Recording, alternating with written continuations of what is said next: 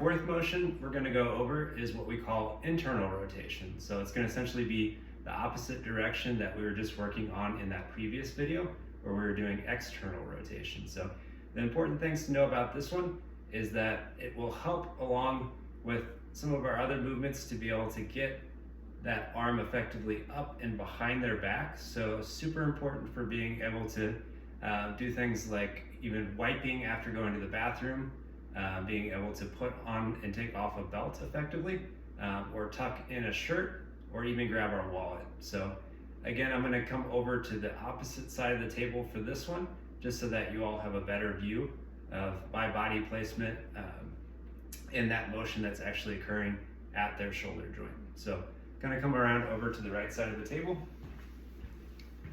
We're going to get into a very similar position that we were in for that last video, grabbing the wrist with our top arm, coming up and underneath the back of their elbow with our bottom arm. And then you want to make sure that they feel nice and supported here with the back of their arm supported by your bottom hand and your thigh. And again, you can go ahead and cue them if you need to go ahead and take a nice deep breath. And then as they breathe out, try and let the weight of that arm go ahead and just relax into your thigh. Okay.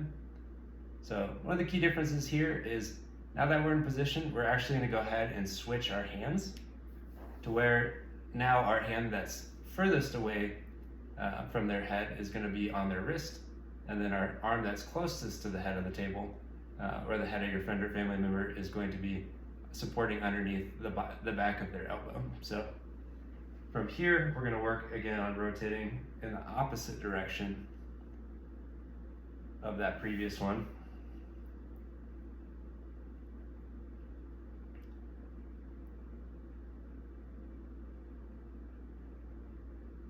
Okay.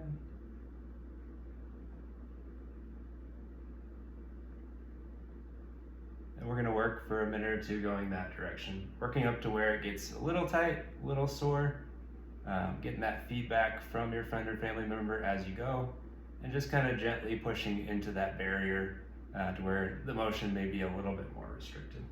Okay. And then again, we're just going to go ahead and gently bring their arm back in towards their body, make sure they feel supported,